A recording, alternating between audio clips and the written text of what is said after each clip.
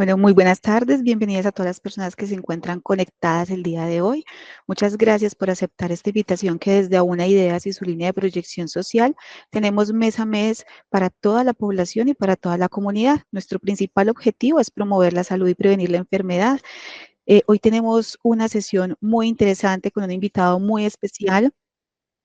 Vamos a hablar de cuidado al cuidador y tenemos como invitado al jefe Juan Pablo. Él es coordinador de la unidad de cuidados intensivos de la Clínica Las Américas Aúna Sede Sur, y él nos va a estar compartiendo una investigación que él realizó acerca de los cuidados que debe tener el cuidador después de una situación de eh, una instancia en cuidados intensivos. Esto se aplica porque vamos a encontrar muchas similitudes. Cuando somos cuidadores nos vamos a sentir muy identificados con todo esto que pudo investigar y que pudo comprobar el jefe Juan Pablo. Entonces vamos a estar muy atentos y yo sé que vamos a encontrar muchas herramientas para cuando tengamos que vivir una situación de cuidador. Entonces, Juan Pablo, muchas gracias por aceptar esta invitación. Al finalizar vamos a tener un breve espacio para resolver dudas e inquietudes. Y bueno, cuéntanos entonces un poquito más, Juan, acerca de esta interesante investigación y de todo lo que nos vas a hablar el día de hoy. Hola, muchas gracias Eugenia y a ti y a los organizadores por la invitación.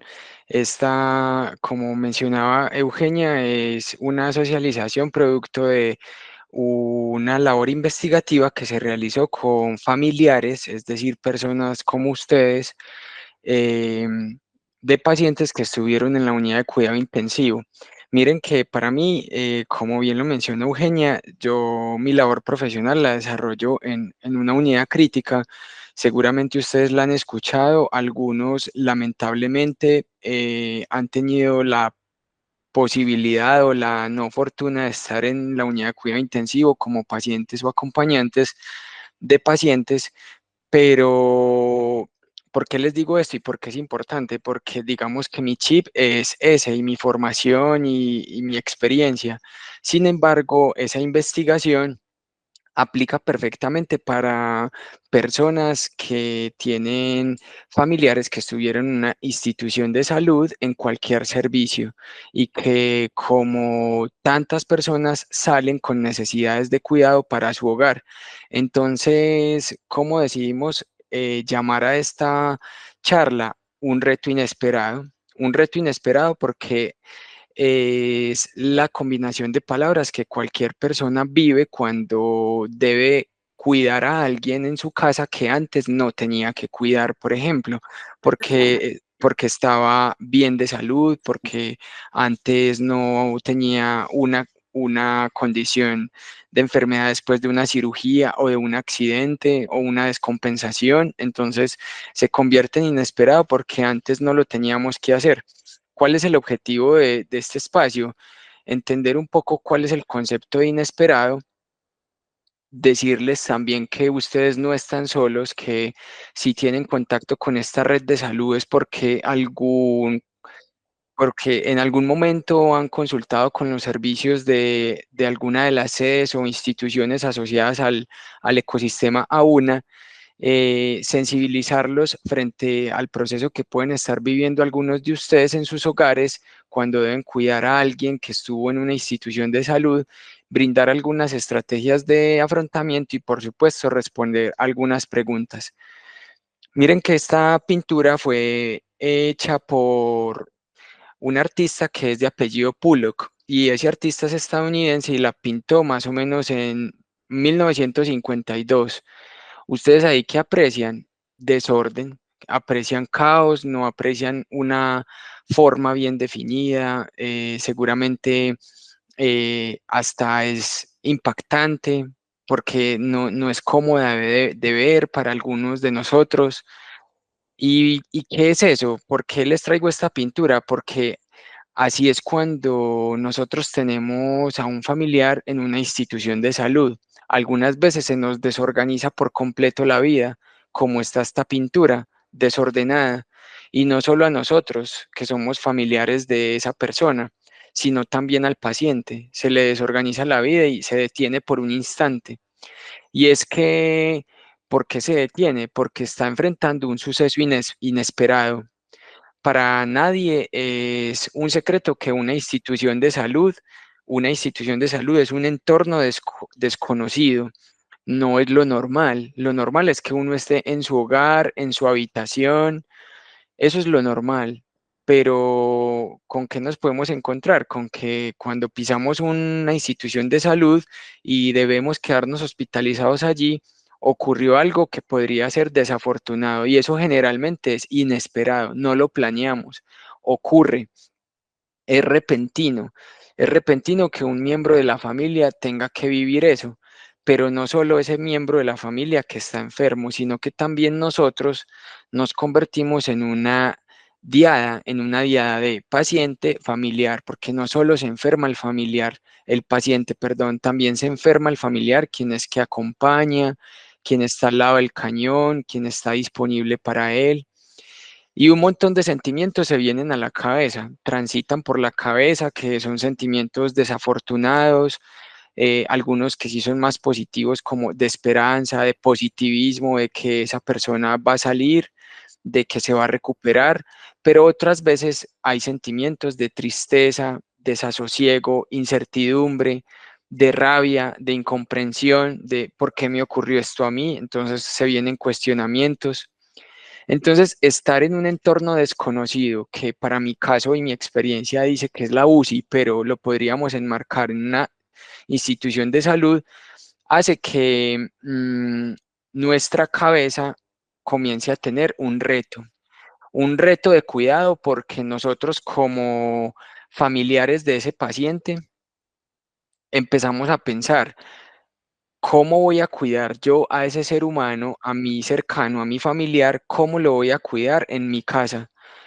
Y es que algunas veces es muy difícil y se convierte en un reto porque nosotros no sabemos cuidar en muchas ocasiones, no tenemos la experiencia, nunca hemos cuidado a alguien en la casa, no tenemos los insumos y elementos necesarios, tenemos poca formación o desconocimiento y por lo tanto para los familiares y el paciente se convierte en un cambio de un momento a otro.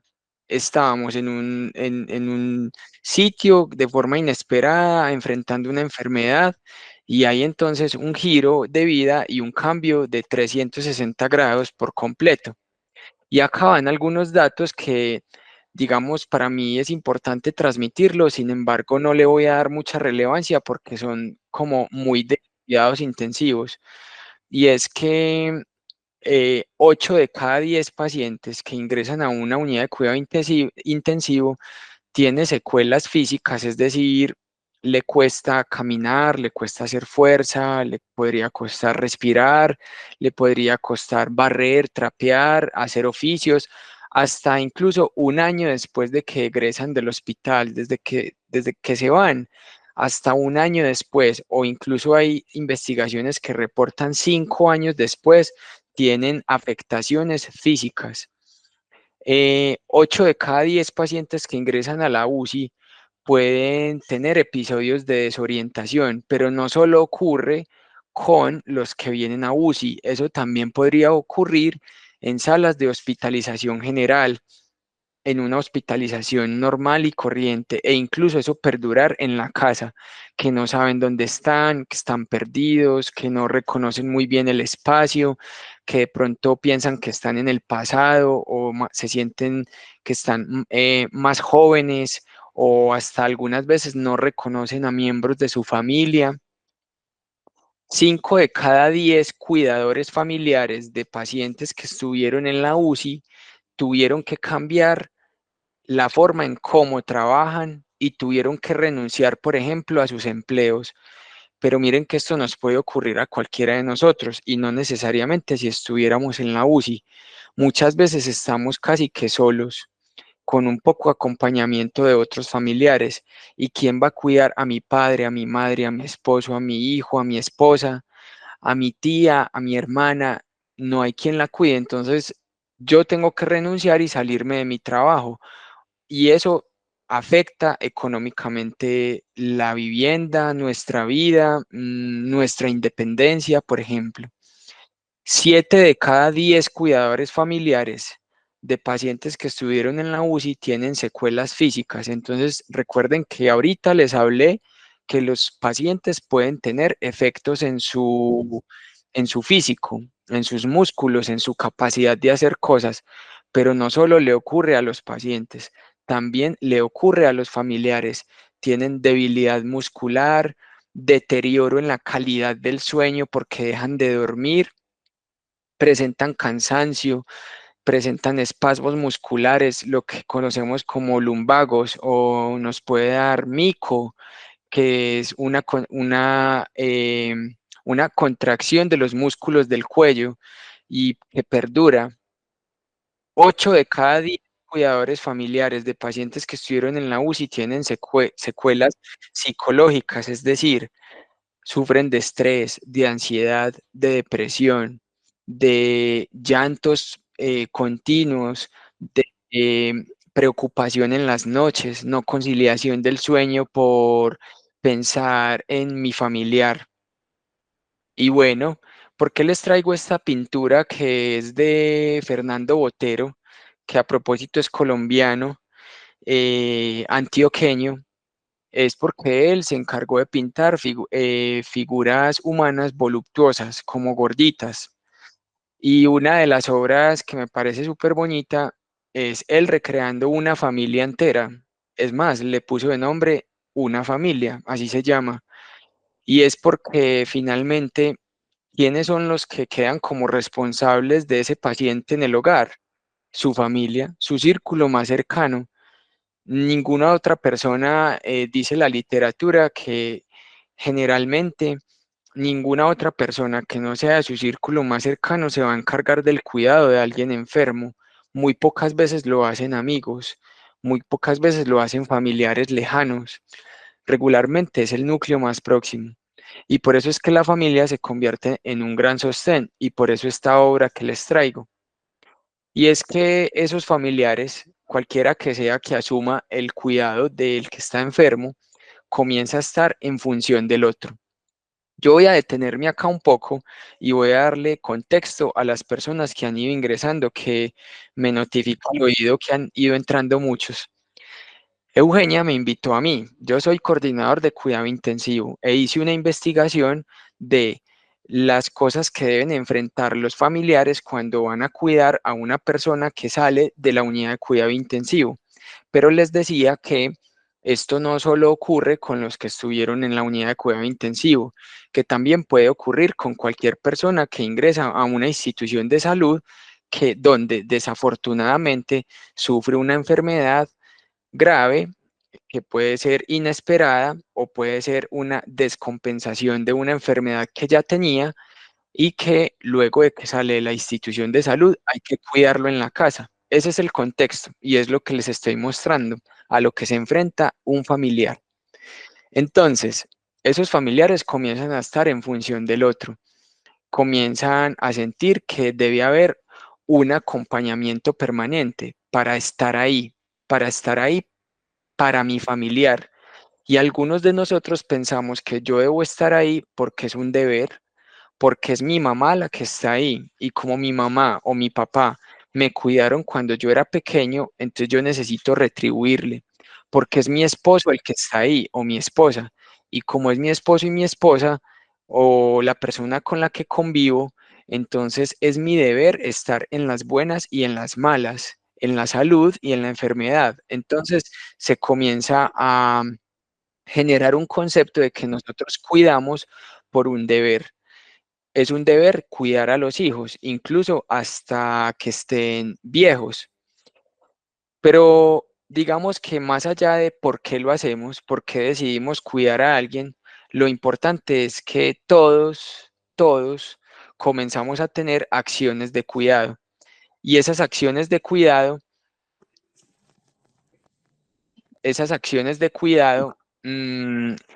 pueden ser tan básicas o tan complejas como la situación de salud de esa persona lo indique. Aquel que está más enfermo tendrá más acciones de cuidado, necesitará más acciones de cuidado. Y el que está menos enfermo, pues entonces necesitará menos acciones de cuidado. Algunas de las cosas que ustedes tienen que hacer para cuidar a alguien son: hay que ayudarlo a la alimentación. Algunos de nosotros hemos tenido que ayudar a cambiarlo de posición porque por la debilidad o por su estado de conciencia o por su enfermedad, él no es capaz de cambiarse por sí mismo, entonces hay que cambiarlo de posición múltiples veces en el día o incluso en la noche. Le ponemos crema en su piel, le aplicamos lubricante en su piel como para tenerla hidratada. Lo tenemos que transportar de la cama al baño, del baño al patio, del patio a la habitación, de la habitación a otro lugar de la casa, y eso siempre en asistencia por nosotros. Le limpiamos muchos dispositivos que utilizan porque muchos de nosotros cuidamos a personas que necesitan de algunos dispositivos, solo por mencionar alguno: sondas, traqueostomías, gastrostomías, drenes. Entonces tenemos que hacerle la limpieza a esos dispositivos. A muchos de nuestros familiares les tenemos que administrar los medicamentos, todas esas pastillitas que ellos tienen, o los jarabes, o las nutriciones que les prescriben. A algunos de nuestros familiares les tenemos que hacer fortalecimiento físico, y todo eso se llama acciones de cuidado que ustedes hacen en el hogar. Para hacer las acciones de cuidado debe haber una planeación, porque eso no ocurre de la noche a la mañana. Y es así que entonces la planeación es siempre permanente, está todo el tiempo. Un cuidador familiar todo el tiempo está planeando en el que viene, qué hay que hacer mañana, qué hay que hacer pasado. Hay que solicitar citas médicas, hay que estar pendiente de las citas que ya me dieron, de que si me la movieron, que si puedo adelantar. Yo tengo que asumir el transporte de esa persona a la que cuido a la institución de salud. Yo tengo que adquirir conocimiento para poder cuidar, y eso está dentro de la planeación. Muchas veces nos encontramos que no sabemos hacer algo, pero hay que comenzar a aprender, y nosotros como cuidadores familiares, digamos que tenemos la capacidad de siempre querer y estar aprendiendo, querer estar aprendiendo y motivarnos a ello. Hay que algunas veces o muchas veces conseguir más elementos para cuidar. ¿Por qué? Porque o la sábana se me rompió, o se me están terminando los pañales, o tengo que ir por la alimentación, o tengo que gestionar unos paños húmedos o cualquier otro elemento que nosotros necesitemos para cuidar. Definitivamente, esta es una pintura que hizo un pintor noruego que es de apellido Munch, y lo determinó la niña enferma, y él se orientó a transmitir mediante sus pinturas el sentimiento de angustia. Todas sus pinturas están orientadas a describir la angustia. En este caso, yo les traigo la angustia reflejada en el cuidado a una menor de edad, pero supongamos que esa no sea una menor de edad, sino sea nuestro padre, hermano, hijo, o cualquier persona que estemos cuidando. Y es porque definitivamente nosotros como cuidadores familiares tenemos un cambio drástico en la vida que generalmente es de un momento a otro, no da aviso, es inesperado. ¿Y qué es lo que cambia? Muchas dimensiones de nosotros como familiares. Existe una dimensión física, hay una dimensión mental, una dimensión social y una dimensión laboral y económica. Voy a hablarles un poco acerca de cada una de ellas. Y es que en la física, cuando nosotros comenzamos a cuidar a alguien, podría existir un cansancio permanente. ¿Y por qué es permanente? Porque día y noche estamos dedicados al cuidado de esa persona. Hay muchos estudios que dicen que hay seres que invierten hasta 18 horas del día, de las 24 horas del día, a cuidar a su persona enferma. Entonces, ¿quién no se va a cansar así? hay una alteración en la calidad y en la cantidad de sueño, porque como también lo tengo que cuidar de noche y tengo que estar pendiente de él de noche, entonces se altera la posibilidad de dormir. Todo esto hace que yo me agote fácilmente, que me ocurran dolores musculares en cualquier parte del cuerpo, las piernas, la espalda baja, el cuello, los brazos. Inclusive hay muchos reportes de conceptos donde los familiares desatienden su propia salud por estar tan pendientes de la salud del que está enfermo, le dejan de parar, de prestar atención al dolor de rodilla o a la cita que tenía programada el cuidador familiar y se le pierde, o se descuida con los medicamentos que como cuidador familiar tenía que tomar. Es decir, nos comenzamos a convertir casi en superhéroes pensando que a nosotros no nos va a ocurrir nada y terminamos descuidando nuestra propia salud. En muchas ocasiones hay una pérdida de la intimidad, porque si es mi pareja y la tengo que cuidar, ya digamos que no vamos a tener tantos encuentros íntimos.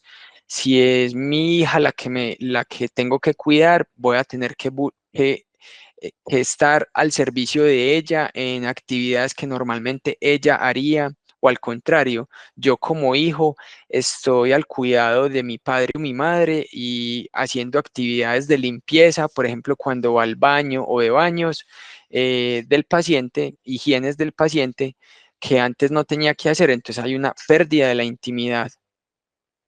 En la dimensión de la salud mental, un cuidador familiar podría presentar ansiedad, depresión, estrés, podría tener movilización frecuente al llanto, sentirse triste, tener enojo, ira, irritabilidad, mal humor para cuidar, o sentimientos que pueden retar a la adaptación o a la enfermedad, sentimientos de negatividad, de que no vamos a poder, de que no vamos a ser capaz, yo no voy a lograr aprender, y todo eso podría ser incluso normal. La normalidad es que nos quedemos allí. Lo anormal es que esos sentimientos se conviertan tan establecidos, que se conviertan en rutinarios y permanentes en el tiempo. Es normal que haya ansiedad, depresión y estrés por lo que acaba de ocurrir, por el estado de enfermedad de mi familiar. Lo que no es normal es que se perdure en el tiempo. Desde el punto de vista social, un cuidador familiar cuando comienza a atender a alguien en su casa, a un familiar en su casa, puede tener un aislamiento del círculo social, podría alejarse de los grupos que frecuenta, de tercera edad, religiosos, de baile, de jugar, no sé, juegos de mesa, que en Colombia es muy típico eso, salir a encontrarse con algunos amigos. Y si se sale, muchas veces no se disfruta porque se está pensando constantemente en la persona que está enferma en la casa. Entonces, si se sale, hay que retornar rápidamente al hogar, a seguir cuidando. ¿Eso que ocasiona? Que se deje de pertenecer a esos grupos, que haya un aislamiento. Quedarse en casa para cuidar es la decisión que podríamos comenzar a tomar. ¿Por qué? Porque no puedo irme y dejarlo solo, o dejarla sola. Esa es una concepción que como cuidadores familiares comenzamos a tener. ¿Y saben qué es lo que podría ocurrir como desenlace final? Que nosotros dejemos a un lado incluso nuestros sueños por comenzar a cuidar a alguien que además amo, que quiero cuidar, que me corresponde cuidar. Tengo que hacer muchas renuncias y dejar a un lado mis sueños. Y eso podría ocurrir. Desde lo laboral, ahorita les mencionaba, tenemos que renunciar al trabajo algunas veces, hay que pedir vacaciones obligatorias. Es difícil retornar al trabajo y más en nuestra época actual cuando tenemos que cuidar a alguien. Hay una disminución de los ingresos en el hogar. Comienza a haber dependencia de otros seres a los que no éramos dependientes. Por ejemplo, yo trabajaba, tengo que salir a cuidar a mi esposo, mi hijo que ya era independiente. em, Ve que yo ya no estoy trabajando, que su papá está enfermo, entonces, ¿qué tiene que hacer mi hijo? que no tenía que darme ni un peso para la casa, comenzara a darme plata para la casa. Entonces comenzamos a tener una nueva dependencia económica. Y enseguida, como en la actualidad de cualquier país latinoamericano o de nosotros Colombia, todo está muy caro. Los insumos para cuidar, el transporte, la alimentación, los dispositivos para cuidar, todo es súper caro y eso hace que el cuidado en la casa sea costoso. Entonces, esta obra la pinta Van Gogh y se llama Habitación, y es como el recreo de su habitación, de su casa. Él era neerlandés. ¿Y por qué lo traigo a colación? Porque es que es finalmente nuestra casa en donde vamos a cuidar a alguien y en donde nosotros habitamos. Es la casa, la nuestra, la que es cómoda, la que es mi lugar seguro. Y esa casa también, esa casa que ustedes ven ahí, se podría parecer a alguna de la de ustedes, también tiene modificaciones, también tiene cambios drásticos. ¿Por qué? Porque hay adecuaciones del entorno físico o hay que conseguir cosas para poder cuidar. Entonces, ¿cómo así que adecuaciones del entorno físico? Miren, muchas veces incluso hay que hacer cambios estructurales, tumbar un muro, ampliar una puerta, porque ya no cabemos por ahí porque usa silla de ruedas o muletas. Toca hacer rampas para poder bajar o subir con silla de ruedas, modificar la entrada, modificar el patio. Hay que hacer algunas veces modificaciones de nuevos espacios, es decir, la sala se convierte en la habitación del enfermo. Y entonces la habitación de que era del enfermo, que es más chiquita, se convierte en la sala. O me tengo que llevar al enfermo para cuidarlo al lado de la cocina. Y eso es muy común. Y eso lo evidencié en la investigación, donde la cama del enfermo estaba literalmente pegada a la cocina. ¿Y por qué a la cocina? Porque la que cuida al enfermo se mantiene en la cocina haciendo de comer para el resto de la familia. Y entonces tiene que cuidar al enfermo para verlo más fácil, estaba al lado de ella. Hay modificaciones rústicas, artesanales, pero son completamente ingeniosas, con varillas, con madera. ¿Por qué? Porque no todos tenemos los recursos para cuidar a un paciente. Entonces, nosotros nos vamos ideando formas para hacer la vida más fácil, para hacer el cuidado más fácil. Rápidamente les cuento una historia. Fui a una casa muy vulnerable de una persona que no tenía muchos recursos económicos y su hijo quedó postrado en cama. Ella no tenía cómo conseguir una cama hospitalaria. ¿Qué hizo ella con su esposo? Coger varillas de esas de... Varillas es lo que en Colombia le diríamos como al hierro para hacer columnas en construcciones, tomar varillas y amarrar, muy rústico, pero de lo rústico se veía lindo, amarrar 4 varillas de las 4 patas de la cama y subir esa cama para que le quedara a la altura cómoda y poder cambiar a su hijo el pañal, la cama, todo. Y miren que eso es ingenio, ingenio de nosotros, de nuestras familias.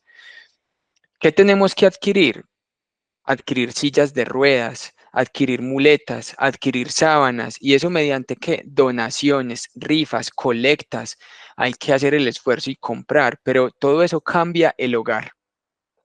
Definitivamente cuando se cuida, se comienza a cuidar a un paciente, a una persona que sale desde una institución de salud en la casa, es inesperado. Ese es un suceso inesperado que comenzamos a vivir, que no estaba planeado y que ocurrió de manera fortuita, que no sabíamos que iba a ocurrir, pero ocurrió. Eso hace que haya que cuidar en la casa a alguien que antes no había que cuidar. Antes era completamente independiente. Y aquel que asume el cuidado de ese paciente en el hogar, pues también comienza a perder la independencia porque tenía antes, porque ahora ya tiene que estar pendiente de alguien. Tiene que estar en función de otro, de ese alguien que está más o menos enfermo. Y eso en el cuidador familiar altera completamente su vida. Pero finalmente, ¿qué se encontró en la investigación?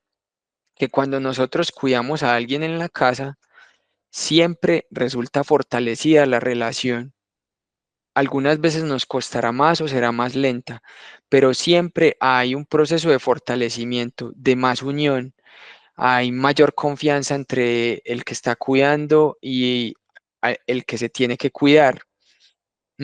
Porque se crea como una diada, se crea como un broche, se crea una unión que a largo plazo solo encuentra sentimientos lindos.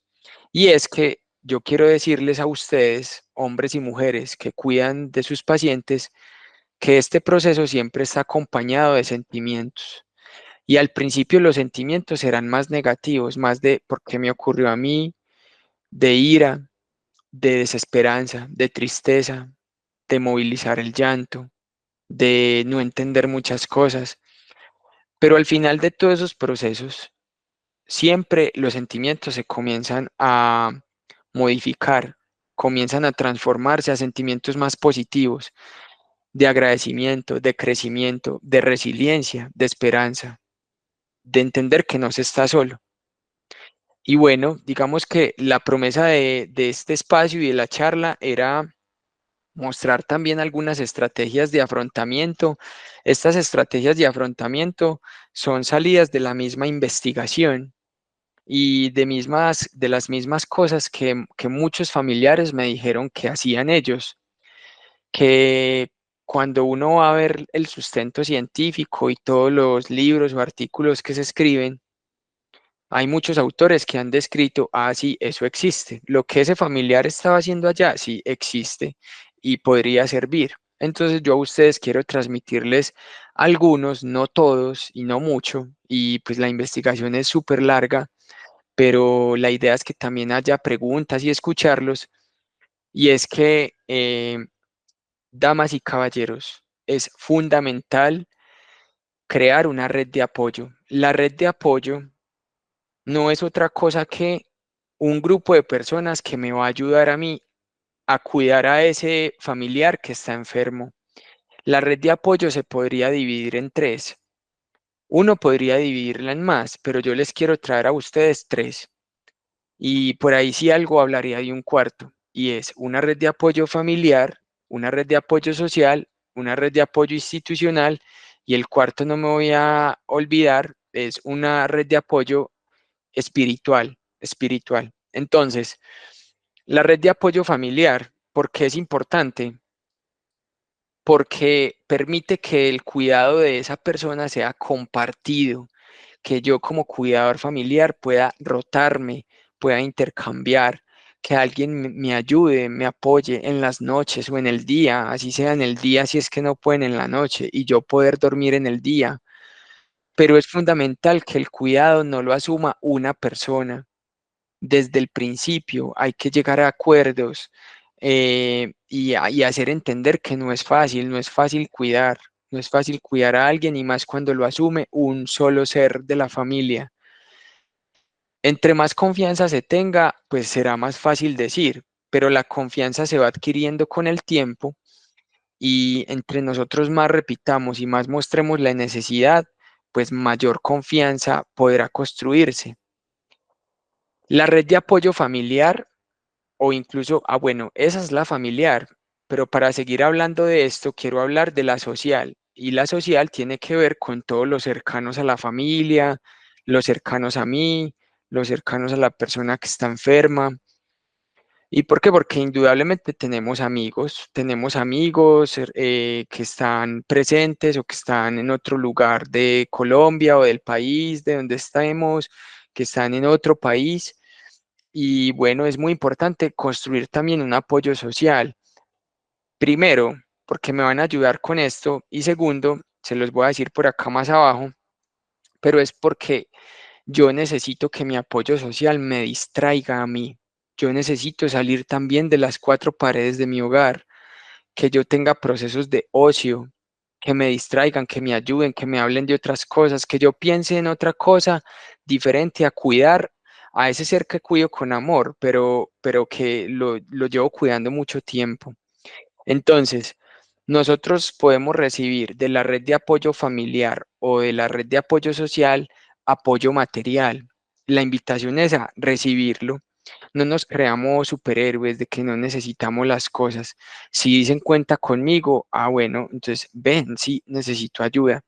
El apoyo material es porque hay muchas redes de apoyo que hacen rifas, colectas, para ayudar a este ser que está enfermo y enseguida a el que lo cuida.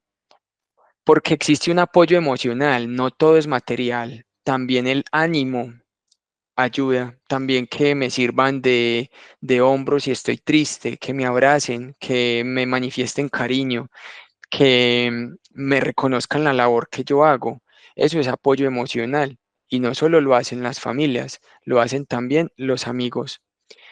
Apoyo económico. Sin duda alguna es muy importante el dinero y más cuando les dije que podría haber una disminución de dinero en el hogar.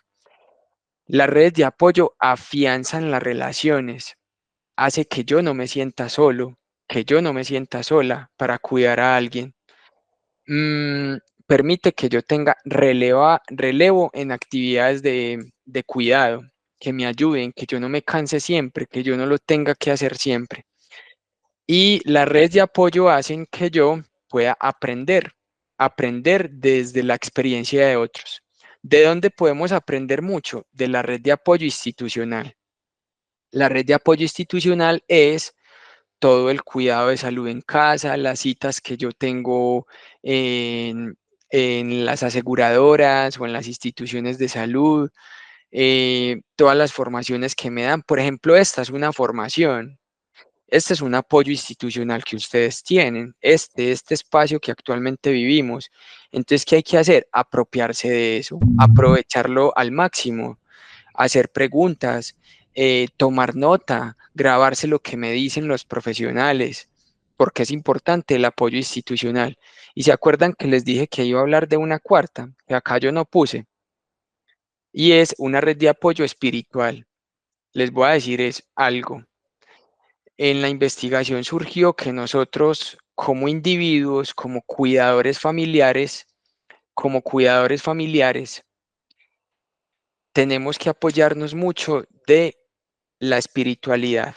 Y la espiritualidad, yo ya voy a hablar de ella para que me entiendan, pero es muy importante asistir a grupos de oración o a grupos donde me fortalezcan espiritualmente, donde yo encuentre un soporte de algo sobrenatural, algo superior a mí y que enseguida no sea solo yo, sino en colectivo y que ese colectivo me nutra a mí y me dé fuerza a mí.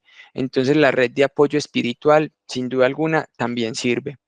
Y para finalizar, estos 6 minuticos para que tengamos 15 de preguntas, las estrategias de afrontamiento individual, ¿cuáles son? Hay una muy determinante y es la disposición y actitud, pero hay otras como adquisición de conocimiento y cuidar por amor, cuidar con un sentimiento. Hay muchas más, pero yo quise traerles estas. Y es que la disposición y actitud definitivamente es fundamental. Fundamental porque no hay nada como hacer algo pensando que va a salir bien, con motivación, con entrega, con sentimiento de positividad. ¿Por qué? Porque la actitud de entrada va a hacer que la carga sea más fácil de llevar o más difícil de llevar. Cuando nosotros no tenemos una adecuada disposición y buena actitud, seguramente los retos a los que nos enfrentemos serán más grandes y más complejos de cargar en nuestros hombros. Así que la disposición y actitud es fundamental. Uno también debe entender que se cuida por un sentimiento y saben cuál es el sentimiento más protagónico e importante que salió en la investigación y es que uno como cuidador familiar decide cuidar por amor y no se nos puede olvidar por qué es que decidimos cuidar, por el amor que yo le tengo a ese ser que me dio la vida, que comparte conmigo mi vida, al que yo le di la vida o cualquiera que ustedes quieran ponerle, pero de entrada nosotros cuidamos porque nos motiva un sentimiento. Y si nosotros tenemos eso presente, la carga será más fácil de llevar. Pero digamos que esto está muy romántico, estos dos están muy románticos, como que, ay, no, pues es que si yo tengo amor y tengo buena actitud, no se me va a quitar el dolor que tengo en la espalda. Bueno, entonces hay que hacer cosas más materiales, hay que adquirir conocimientos. Entonces, adquirir conocimientos de qué, cómo movilizar, cómo administrar medicación, cómo lubricar la piel, cómo cambiar de posición, cómo debe ser mi postura para que no me dé lumbalgia, estrategias para dormir bien. Y saben qué es lo más lindo ahora de la modernidad, que el conocimiento no necesita del personal de salud en muchas ocasiones. Cuidado con lo que voy a decir, porque hay que comenzar a reconocer los mejores canales y es que los iba a remitir a YouTube. YouTube se ha convertido en una plataforma donde profesionales serios, entregados, que no son chisme, que no son mitos, que no les van a hacer daño, le ayudan a cuidadores familiares a cuidar a su paciente en casa. Entonces hay fisioterapeutas para ayudarle a usted a la adecuada postura. Hay enfermeras que le explican cómo lubricar la piel o prevenir las lesiones por presión. Hay buenas nutricionistas que le dicen a usted, ve, entonces hay que identificar esos buenos canales para adquirir conocimiento. Esa es una manera. Leer libros es la otra manera. Prestar mucha atención cada vez que pisan una institución de salud para ver cómo lo hacen ahí o qué me van a decir ahí. Tomar nota, aprenderlo. Y lo más fundamental, cuidarse. Es que nosotros como cuidadores familiares, si no nos motivamos a cuidarnos, nadie lo va a hacer por nosotros. Nadie lo va a hacer por nosotros. Yo acá tengo una mini frase y es no ser supermujeres o superhombres.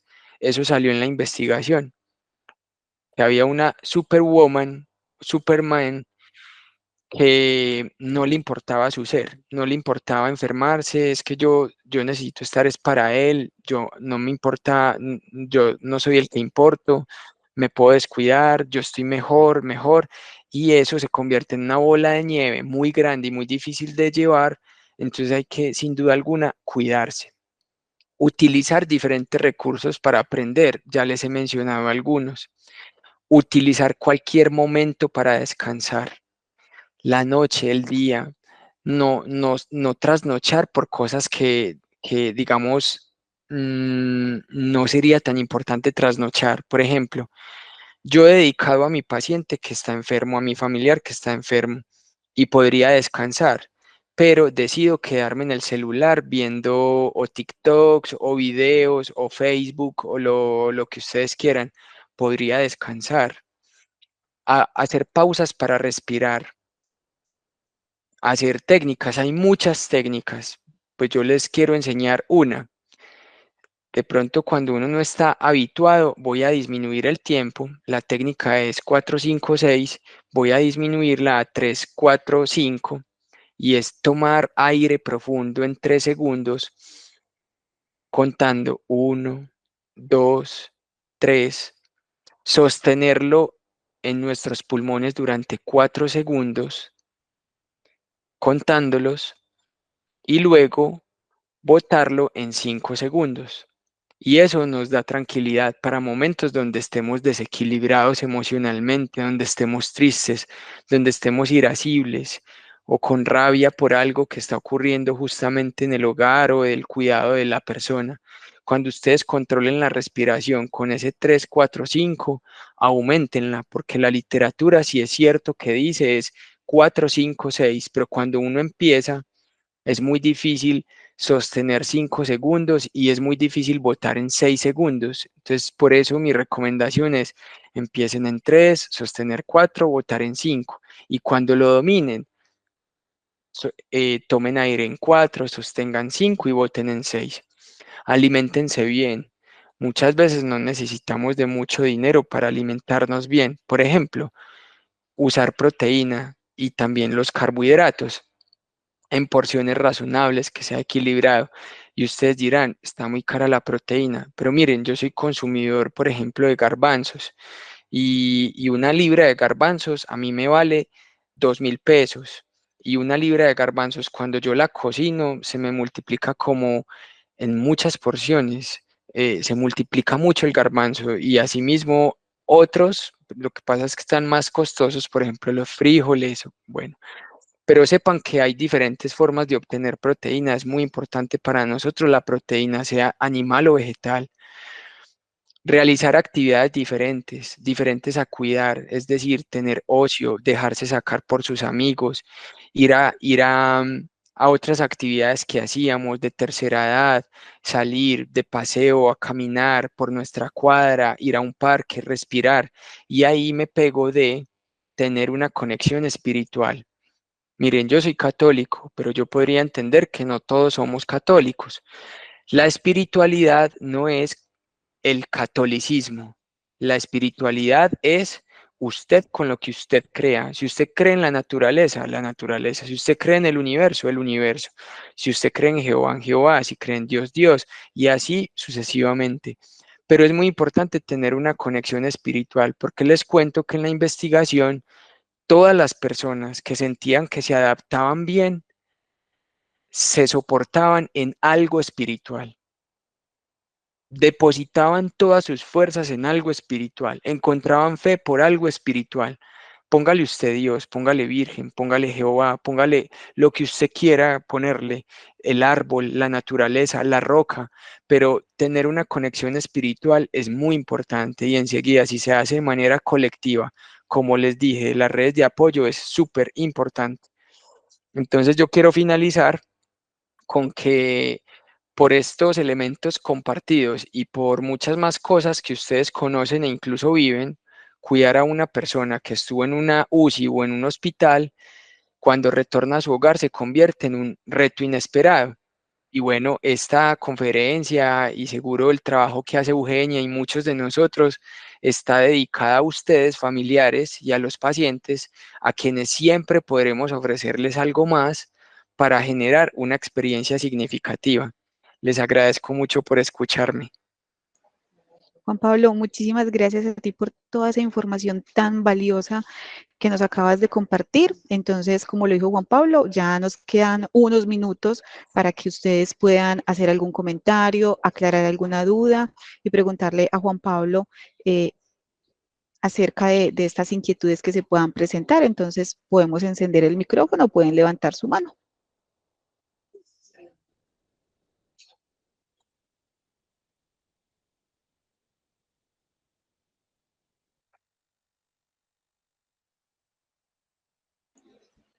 Bueno, Juan, mientras que las personas se animan a hacer como esas preguntas, de pronto durante esa investigación que tuviste, no se pudo evidenciar que a veces el cuidado de esa persona que está pues como con esa condición de salud está delegada o hay una sobrecarga como solo a una persona de la familia, porque a veces encontramos de que son personas que algunas proveen económicamente, pero que no están tan al tanto como de ese cuidado y de esa ayuda que no es económica, sino que es como más de presencialidad. De pronto encontraste algo similar y cuando se vive esta situación, ¿qué nos podrías decir? Sin duda alguna, incluso es la cotidianidad, lo cotidiano y lo que normalmente ocurre es que una sola persona asume la labor de cuidado del ser que está en la casa y que tiene un proceso de enfermedad. Es a una sola persona a la que se le delegan y ese ser es el que justamente relata todos esos cambios tan drásticos que tuvo que tener porque está de manera incondicional y literalmente ellos mismos lo decían, están en función del otro. La palabra función del otro es algo bonito para decir, no es que yo estoy entregado en cuerpo y alma al ser que estoy cuidando. Entonces, la verdad es que es muy común que se cargue a una sola persona. Justamente por eso las recomendaciones, porque es lo que se identificó en esta y no solo en esta, en la mayoría de investigaciones que hablan de cuidadores de pacientes.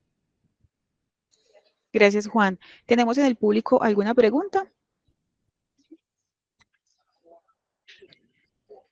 Juan, ¿quieres, podríamos decir, como una reflexión, una invitación para estas familias de cómo ellos también pueden cuidar a ese cuidador, a esa persona que, como tú lo decías, está entregada en cuerpo y alma, cómo las podemos cuidar para no llegar y tocar esa línea tan delgada o ese límite que es esta persona también se puede enfermar, sea desde su parte de salud física, desde su parte de salud mental, porque más adelante entonces no van a tener un enfermo, sino que van a tener dos. Entonces, ¿cuál es esa mejor forma de cuidar a ese cuidador? Indudablemente el cuidado compartido se convierte en una estrategia determinante, es decir, que ese cuidador pueda respirar, aislarse un poquito del entorno de cuidado, ir, distraerse, compartir con otras personas, em, que pueda descansar y que mientras que descansa, se distrae, se va a un viaje, hace una actividad diferente, va a la iglesia, va a un grupo espiritual. Cuando esa persona puede hacer eso y que otro lo reemplace, indudablemente eso disminuye el desgaste del cuidador de manera tremenda y contundente. Hay un síndrome que se determina síndrome de desgaste del cuidador. El síndrome de desgaste del cuidador se disminuiría el riesgo de presentarse entre mejor red de apoyo se tenga, porque usted podrá tener muchos ingresos económicos y le pueden dar dinero para que usted cuide a su familiar y tiene sillas de ruedas, cama hospitalaria, tiene muletas, tiene tensiómetros, tiene de todo en su casa, pero si es solo usted, a pesar de que haya dinero y demás, si es solo usted quien es el que está a cargo, usted se va a desgastar y se va a cansar. Entonces la red de apoyo es fundamental.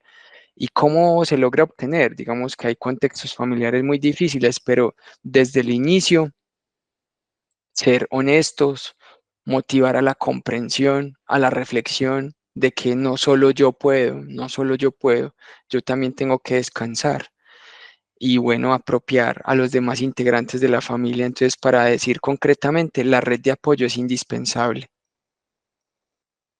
Gracias, Juan. Y para cerrar esta última pregunta, y es, a veces como cuidadores nos convertimos en sobreprotectores, ¿cierto? Entonces, como estamos tan dedicados a ese cuidado y queremos cuidar y proteger tanto a esta persona y a este ser querido, a veces no permitimos la evolución y la recuperación de nuestro cuidador. Esto de pronto lo pudiste ver, que encontraste cuidadores sobreprotectores, que nos pudieras hablar un poquito acerca como de esta situación que se pueda presentar.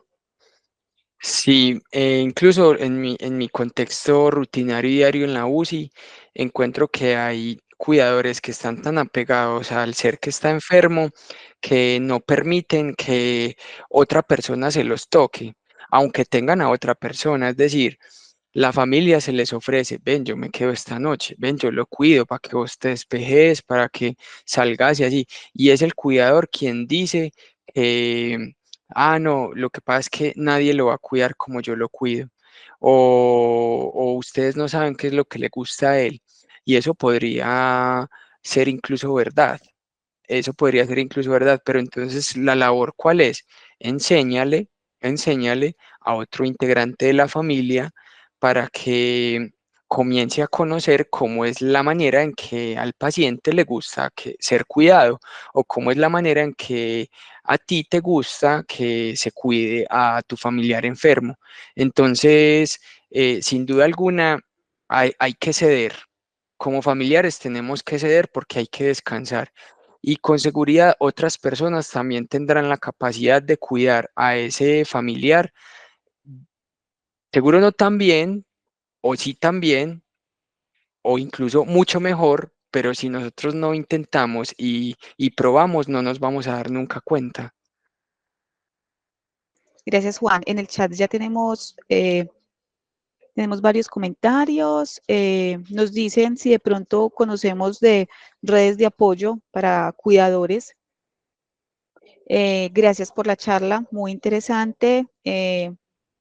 Bueno, Juan Pablo, gracias. Me cayó de perlas esta conferencia. Mil gracias.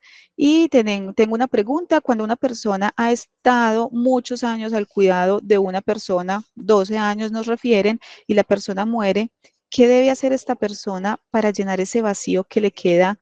Antes estaba 24 horas con el paciente y de la noche a la mañana ya no está.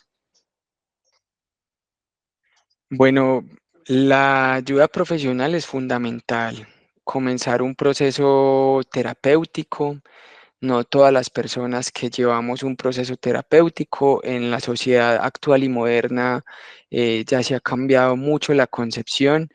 No seremos considerados, lo voy a utilizar de manera bastante criolla e incluso como rústica, no seremos ni locos ni descabellados. Los procesos terapéuticos psicológicos son completamente normales e incluso para personas que no tienen una alteración actual o una afectación o algo por lo que estén sufriendo. Entonces, si es tan normal llevarlo cuando incluso tú estás bien, ahora en procesos tan complejos y difíciles como nos lo relata Anabela, donde es completamente razonable, imagínense tantos años al cuidado de un ser, eso se convierte en diada. El concepto diada es eh, una persona que cuida y la otra persona que debe ser cuidada. Y hay una diada y como yo les mostré en esas fases, al final hay sentimientos muy complejos que son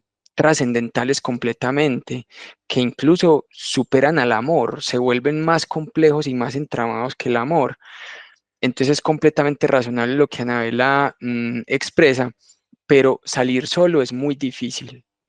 Hay que comenzar a asistir a procesos terapéuticos. Si se cuenta con recursos económicos particulares, un proceso terapéutico particular sería muy indicado porque seguramente nuestras aseguradoras no nos autorizarán tantas sesiones tan frecuente.